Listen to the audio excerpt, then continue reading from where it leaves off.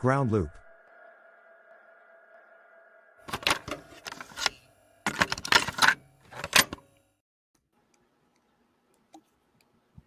All right. We are here today with GroundLoop on All That Jam, where music has no limits. Hey, everybody. How you doing? Hey. You're doing great. Awesome. So we're here with the whole band, which is amazing. Kevin, Sam, Ryan, and Ryan. And not only that, but I know you've got some of the rest of your music family with you today also. So really appreciate you being here. You all are based in Denver, which is where I first found you. Saw you all play a really great night of music opening for Marcus Rezak a couple months ago, I think, at Cervantes, which was an excellent show. And I just fell in love with what you all do and your sound. So maybe we could just start off with that. I would love, if somebody wants to kind of take the lead and in your own words, why don't you tell us a little bit about your music and what you do? Yeah, I'll start it off and then just kind of kick it around. But our music is just about having a good time, having a party, throwing a good time. We're kind of electronic based, being, that all of our sound is digital, but definitely really try to incorporate that, that jam band spirit and, the improvisation that goes along with that. But yeah, does anyone else have anything to add to that? Sure thing. Yeah. So we're out of Denver, Colorado, and Denver's highly influenced by both jam bands and EDM. And so we kind of pull from both of those teams in a sense. The guy to my right here, Ryan, scratches live vinyl. So we bring in a ton of hip hop. Kevin down there uses live beat loops and synthesizers. Sam plays bass and I play guitar. So we're kind of mending and melding a bunch of different elements that you wouldn't normally see in a band. It's kind of an amalgamation that leads to, like he was saying, kind of an electronic feel with kind of a jam band tone on top of that. His favorite band in the world is Fish. We all love Pretty Lights. So it's kind of a mix of everything Colorado in that regard. That's perfect. Actually, as you were talking, I was kind of thinking something similar. I thought that is kind of like the Denver scene in a lot of ways, which is always finding new ways to bring different sounds together. And I think that's what kind of really caught my ear. Now, you all put out Short Circuit, I think in February of this year, and I've listened to it a bunch. I can hear every single one of those influences on the tracks. So I would love to know how that came together, kind of what your thought process was. Were those songs that you already had in play or were they new? Let's just talk a little bit about, that process. I'll let you go next. It kind of came from a joke that we say, which is it came from the ether. So it just came from somewhere and was kind of, transfused, for lack of a better word, into what you guys hear. We did a lot of the recording up at a cabin and basically locked ourselves in a cabin for a weekend and came out with a product you heard. But I'm going to pass the mic over to Ron Guy. Yeah, I just say a lot of our stuff starts as we're just like, hey, let's do something new. We start jamming, noodling around on what we have. And sometimes we come up with a good idea, motif, something. Mm-hmm. Maybe it's just a name of the song. And it kind of forms in our project session. We have a kind of a space locked in as this is what we're doing. And the more times we play it, the more times we really kind of find out what it is we're actually tapping into. And yeah, the ones we put out, Short Circuit, we've played those songs countless of times, and every time it's a little bit different. So it's cool to hear that version and different live versions. That's kind of something we really like about ourselves is we follow a pretty good structure of things, but we like to just do things new every time and find a new way and really feel it out in the moment. So yeah, I think they're all just refined from jamming and just over and over. And I think we went in with, hey, this is the first time we're recording in a studio setting and, trimmed some stuff up, found, the cream of the crop sort of, and just stitched it together. And yeah, it was very quickly done. But it was a good final product. Yeah, for sure. So when did you all start playing together? Yeah, like a year and a half ago, maybe. I think it all started. Me and Sam used to jam with one of my other buddies, and when I first moved to Denver, and that just kind of turned into a little bit more serious of a thing, and then I met Ryan, and just kind of started inviting people over. It wasn't like, hey, let's form a band. It was more of like, hey, why don't you guys just come over and like let's just have some fun. It kind of happened accidentally in a sense. Yeah, I for sure never intended to be a turntablist in a live electronic band. It was really cool. Just I had met Kevin through music. We kicked around some ideas, tried to like work on some solo music together, and he would just invited me over to these jam spaces. And I was like, I mean, I don't really play guitar or anything. I got a turntable, so I'd bring that over, and we just started playing around. And I mean, it might be jumping the gun, but to kind of get into where our name came from is those kind of original sessions we had. We were up on the 3rd floor of Kevin's house in Denver, and the house was built in 1897, so it's some age, and I'm not sure how much updated the electrical system has been to that home, but so soundproof, and it's really soundproof, I'm sure. That's true. luckily the homeowner loves us being there and supports us, so we got the luck there. Shout out Jack. But really we were all playing, and we kept running into some serious electrical issues. We have a lot of gear between us all plugging into the same outlets. We got some pretty bad ground hum, ground noise. We're sitting in a circle playing music, and we're like, man, we got a ground loop. And we're like, yo, we got a ground loop. And we rolled with it. So I love it. Well, can I ask you, Ryan, I guess specifically about how you approach the use of being a turntablist in a jam band? I mean, it's appeared before, but it's often more of a guest thing than it is a permanent feature of the band. Absolutely. And I mean, there's been times I felt like maybe that was where my role is, and these guys have always had my back, and we support each other, and they've really made a space for the turntable to be a instrumental part of the whole band. And it's so out of the ordinary. It's not an instrument you see a lot, but we have bands like we have Pretty Lights, and I get to look up to Chris Carnes and what he does with their live performances, and something that doesn't really fit, we find a place to fit it in. And yeah, there's just some great influence out there. So yeah, I'm really trying this to get... This is our X factor. This is the X factor. For sure. Yes, very unique. And it really is a part of, like, to your point, it is just a part of the sound, as much as anything else, I think. Yeah, it's Ryan has never seen DJ Logic and Friends or like any iteration of that. And I feel like it's so cool that he's able to like do these long form jams with us and has never seen that format of an artist. So it's like, that's someone I'm super stoked to show Ryan down the road. But right. Yeah. What about DJ Greyboy? You ever get to catch any of him? I guess he doesn't play that much, probably. DJ Greyboy, the Greyboy All-Stars? Not often. Yeah, where like Carl Denson got his start and a lot of people.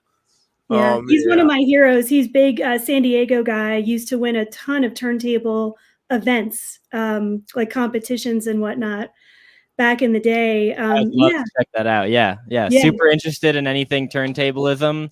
It's something I've gotten into more recently, just since this has really kicked up, but a deep passion of mine for sure. Do you sit there and hear a beat, a section of music, something, and you're like, yeah, I want to incorporate this? Or does the music inform what you're going to add to it? So really what I'm doing now at this point is all digital, to where I can play any sample at any time. It's not like I'm just ripping, say, a drum break from a beginning of an old vinyl, so I can play whatever I want, whenever I want. So as much as scratching the traditional sounds and what people know scratching to be, I work it in different ways. I use my gear and different effects I have built in, just use it as a sound source, a way to just throw sound out there and kind of paint the picture of GroundLoop. So yeah, he's very much a pioneer with it. Like, I'm very into synthesis and kind of creating sounds from scratch. And very often, as he learns and just expands himself, he'll create new sounds using this technique and the effects and what he's doing. And I'll just be like, what? Like, I've never heard anything like that before. And it's like, we're all just kind of figuring it out, but it's cool because it's like, we're so in the unknown that, you know, happy accidents and just noises can just be made. And sometimes they're great. Sometimes they're like, let's try something else. But yeah, it comes back to we're just pulling stuff out of the ether and something's got our back because some stuff comes around and we love how it feels. So Yeah. The rest of you guys, you said that it's generally a jam session that produces what the songs are. People don't come in with like fully formed ideas at all. I'd say never. I kind of run the beats behind the band, the drum breaks, the hi-hats, I like to use worldly kind of hand drum beats. And what I like to do to kind of start is I have these huge folders of samples and those loops that I'm talking about. And I'll just line up 3 rows in Ableton, one with like the main kick and snare, one with the hi-hats, one with the like extra drum. And I will just throw, 20 to 30 patterns next to each other without any sort of idea how they're going to sound next to each other. And then I'll just start rolling the dice, starting this one with that one, this one with that one. We'll change the BPM. And then eventually someone will be like, oh, that's hot, like speed that up, slow that down. And then as a group, we kind of, usually Ryan will throw out a key for the guitar and I'll just dial my stuff into the same key and we'll just run with it. Wow. So like, as you're talking, I'm sitting here and I'm thinking that the way you are describing this and having seen you live, the live experience, I think it's something that a lot of people should really know more about because you all are creating as it's happening. I think there tends to be a stereotype or this assumption sometimes, and I'm curious if you ever gotten this, that, everything's pre-recorded, you kind of go up there, you do whatever. And that is so far from the truth. And that's what kind of drew me in when I saw you play. Yeah, I just did a performance with the same setup that I do. It wasn't with these guys, but basically same thing. And people came up to me after and they were like, nice DJ set, man. So it very much can go over a lot of people's heads. But it's definitely, we have a framework, but it's definitely, we're coming up with stuff live and we're kind of diving further in that territory too, as we get more comfortable with, I'm waiting for the day when I could just throw random things at these guys without them knowing and just kind of seeing what happens. Amazing. Scary. So how has the Denver community been for all of you? Supportive? Tell me about that. And then let's talk about Beanstalk too. I mean, Denver is Denver. You don't get much better than the music scene that we have here. I've been in the music industry for a very long time, and some of the venues that we've been touching on are like true heritage points for what the Denver community really is as far as music goes. I mean, if you look at the history of Cervantes and what it was, like a predominantly African-American jazz club, and like it's truly a special place. Like you can see it on the walls, you can feel it in the boards. When you step on stage, you can just kind of tell. And the community that kind of surrounds Cervantes has been amazing. I mean, I've had groups prior to this group, and I've played a lot of shows, and none of our shows have felt as good as the recent shows that we've played at Cervantes. Like I've had the best crowd reaction, the most fun, like a true sense of music community in that sense. I mean, it's honestly, we also have an amazing group of friends. Big shout out to all of the friends who come out and support us from all of the different sections of our lives. Because we've done well on our consignment tickets. We'll put it that way. We're doing okay in that regard. And a lot of it is because people care about us as people and they care about our friendship, and it goes beyond the music as far as just a person to a person. And it's a special thing in that regard. So it really couldn't be better, I've got chills. Well, I mean, you all rolled deep. I do remember because I was doing merch for Marcus that night, and I know y'all had the setup right next to me, and it made me so happy to see not only the support, people being there, but just how excited everyone was, and everyone was there for it.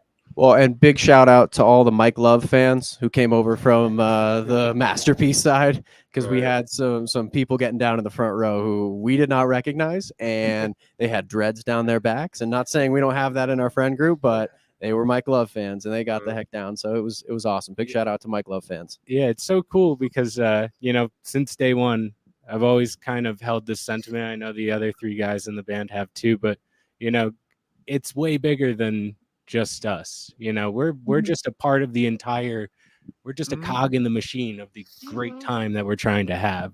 So it's like we said, shout out to all of our amazing friends and all the new fans that we've gotten and everyone in between that. So yeah, I'd add on to saying, like, we are so lucky to get to do what we do.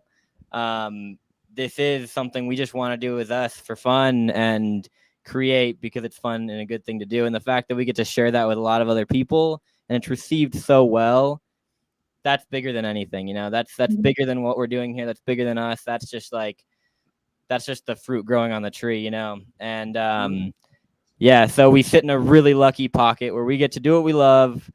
We're in the middle of that real like live jam band versus a DJ, and all of our friends who come out and support or people who just found us just seem to receive it so well. And yeah, there's just a lot of love out there. So could we talk a little bit about the show itself? A lot of bands that are only 18 months in, like you guys, do not have a crew with them. And I know that you guys have people that are always there with you when you do shows. Do you want to talk about why you felt that was important? Yeah, I don't know if we ever gave it a sense of importance other than the fact that like we have really smart friends and they're really talented at what they do. And like, we just wanted to get them involved in any way possible. And, what they're able to give to GroundLoop is something that's irreplaceable. So it's, we have our boys, Paul and Greg, that do the visuals. Yeah, they're, and when we recorded Short Circuit, we were having kind of those moments looking at each other and looking around the house like, holy shit, wow, there's a lot of brain power in this room. Like there's a lot of smart dudes and everyone's, these guys are all some of my best friends. So it's like, really a match made in heaven. Wow. So, I mean, that's got to be a huge part of this for you too. Then you have that community like built in for anything that you're doing, which I'm sure just adds to not only the enjoyment, but like that trust factor, like wherever you are, you've got them. The visuals piece, I do remember this from seeing y'all. Could you talk just a little bit about how that comes together? Are you working on that together? Or is that something that they're kind of doing on their own? Paul, you want to talk or no? I mean, they could come on and talk if they wanted to. We have some special guests. Yeah, as he comes over here, even the Paul time can take my seat. we'd go to the cabin, just record music, they'd be there with us, and them just exploring what they can do visually as we're exploring what we can do with sound. They came up with some really cool things. We were coming up with really cool things, and they really like fit together in a really special way. So we've continued to do it, and with all shows, the visual aspect is becoming a really big thing. I mean, they just built the Sphere. Like visuals are cool. They just add to the experience you can have from music. So that's what we got the boys on deck for. So you want to say you want to introduce yourself and talk a little bit about? Yeah. So my name is Paul. I've been friends with these guys for a while. Ryan actually had some lights given to him at one point, and they just asked me if I wanted to play with them and run them. And we started off a little bit. We did like a little house party with them. They were kind of cool, but we were also working with these guys that do like an analog, like oil, like old school projector. Analog oil pan visuals, super cool stuff. Yeah. And the old liquid light show. The liquid light show, exactly. Awesome. And that was a lot cooler than the little lights that we were playing with at the time. So it got me thinking about like, new age stuff and like projection mapping. So I bought a little projector, started playing with that, and just started slowly incorporating projectors into the show. And then we brought my buddy Greg on, who's a genius actually. And we just like set up networks between our computers, and we got live cameras. They start throwing a bunch of cameras around the room. They're using the feed to go into it. Some of it's distorted, some of it's clear, just so much input, so much opportunity. They've done so much. Yeah, and we were up at the cabin. We just hooked everything up, and there were times where we were looking at each other and we were kind of unsure on how everything was working. But it was, and it was doing some cool stuff, and we just have been kind of dialing it in every time and like getting more comfortable with how it all works and how it all like transfers between softwares and how our computers interact with each other and send it out to the multiple projectors that we have now. So it's been a learning curve, and it's been a lot of fun. Wow. I want to nerd out so bad on that. I'm thinking like at some point it would be so cool to do like a rig rundown kind of thing. Maybe if you have a show coming up or something at some point, because what you're explaining is something that a lot of bands would love to do. You all have kind of that motivation, and I think the opportunity to really keep growing that. It is unique. You don't see that all the time. So it's pretty awesome. Yeah, and we are planning on bringing some stuff out to Beanstalk, so we're Nice. gonna set some projectors up there too. So that should be some fun. Yeah. So is this your first? I guess it might be, right? Your first Beanstalk this year? Yeah. Beanstalk was the first festival I went to when I moved out to Colorado from upstate New York. So it really holds like a super special spot in my heart. And but I'm not sure if any of the other guys have been. So it's going to be their first time. It's obviously going to be our first time as a band. And just like our live shows, we got a really, really fun crew of friends coming with us, and going to be hanging out all weekend. Just want to say big shout outs to Scott Hatchie from the Magic Beans. He ended up playing after us at Cervantes the first time we played Cervantes on the patio, and he liked our performance, and we threw him a quick Instagram, and he was down to bring us on to the festival. So big shout out to Scott Hatchie. What's your slot going to be? Do you know? Yeah, we've got 2 on Thursday. 7 and 9? Yep, Yeah. So we're the second band to go on Thursday after Dragon Deer. Shout out to Dragon Deer. They're amazing as well. Nice. But we go after them, second band to play, and then we have a second set at 9 p.m. as well. So Amazing. Now, are you guys have your eyes on trying to jump on stage with anyone, or have anybody jump on stage with you? We might have my buddy Eric from Dragon Deer. Sometimes he'll play harmonica with us, which is fun. He's been playing harmonica for years and he crushes it. But I run him through my computer and I give him access to things he's never had access to, and he seems to have fun. It kind of syncs up with the BPM and stuff. So I'm sure he might make a late night appearance. and That's awesome. He and Very Eric cool. actually have a duo called Wabi. They just opened up for Spafford at Dillon Amphitheater. He's not going to give a shout out because he's modest, but yeah, he and Eric from Dragon Deer have a really cool duo. So if you're out there looking for good local music, check it out. I was just going to mention that because I've been following you. I saw Eric had posted about that online, and I'm like, anything he's doing, I'm curious about. So I've been, following that. Yeah, it's good stuff. We've had Eric on the show. We've had Scott. And, from a Magic Beans perspective, I feel like the enthusiasm that they have for what they do, and just like the gratitude for being able to do it, it just flows into everything else. And so Beanstalk is such a fun time for all kinds of reasons, but that too. So yeah, I can't wait. I'm going to be there. I'm stoked to see your sets for sure. Hey, we got to meet up. Awesome. Oh, yeah. I'm so excited for Definitely that. catch a beer or something. It's Maybe float. It's so cool because if you look at that lineup, I would say almost 50% of people or bands are Colorado bands. And that means so much to, the music community. And, I really can't give enough shout outs to the Magic Beans and Scott and Ryan over at Team Bean, everyone that works hard to allow this festival to happen each year. It means so much to the Colorado music community. Now you're going to do 2 sets. That's no repeats, I'm assuming. How are you going to approach trying to make sure you have quote unquote hits in each set, and how are you going to build that out? I guess you'll just have to come and see. I guess you'll just have to show up and see it. You got to leave a little bit of chance, Yeah, and I guess this is a good time too to announce at Beanstalk we're going to be doing some themes with our sets too. So set 1. Sticking it with the overall theme, flowers, beach party kind of vibes. And set 2, we're going gold party. So if you want to Straight show up in gold.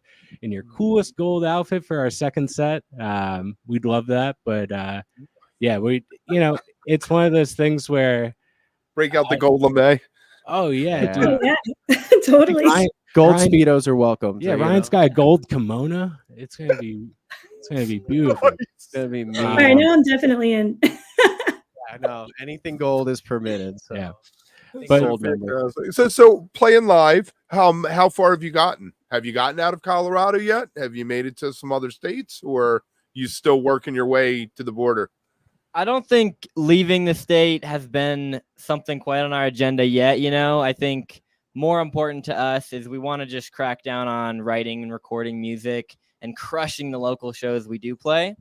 And I think we've had a great run at that so far. Beanstalk is an incredible opportunity, and that's just the next step of where we're looking. Eventually, I'm sure we'd love to take on some opportunities if they're presented to us, but it hasn't been something we've quite been even looking at this point. We're just so blessed to live in Denver, Colorado. True. This is the best place in the entire country to play the music we're playing. So It's Mecca. It's it the is. Jam Band Mecca. So we gotta, keep our nose to the grindstone. There's a lot of other great bands in the scenes out here that we'd love to work with, and just keep having a good time. I mean DJ Williams, one of our favorite guys. Kate from John T. Who else? Oh, who did we just talk to? The drummer Scotty from Sun Squabby. Doesn't he live out there? Yeah. I mean, poor Kevin. So Kevin lives in Baltimore. I'm from the East Coast originally.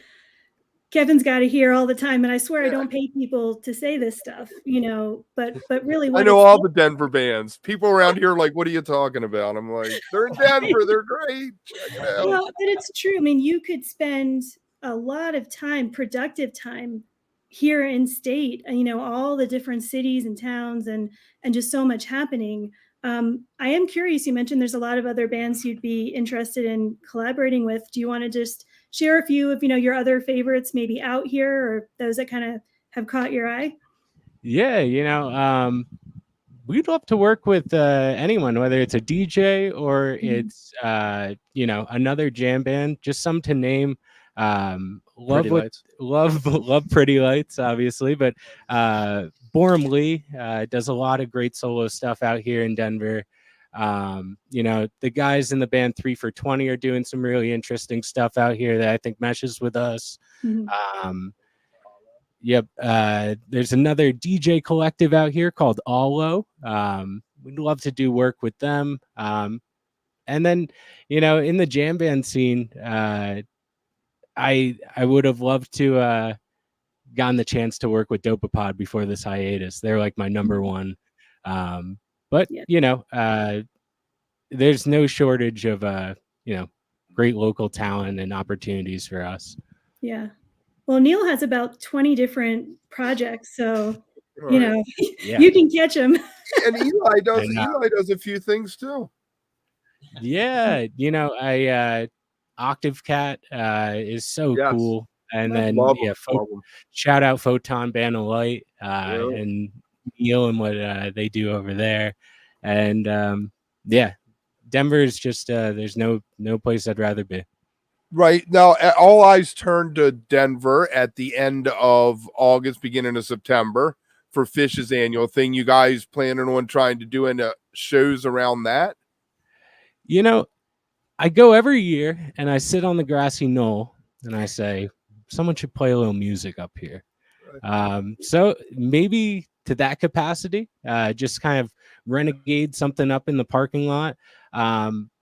I myself, yeah, right. We'll just drive around a lot. But nothing planned out. I think I myself, I'm gonna have my fun all weekend. I'm gonna try to bring the boys out to the Saturday show, and hopefully do some kind of renegade stuff. Well, and for the future, I mean, and you all see this too, the week surrounding those shows has become its own Night kind of Zero, yeah. event.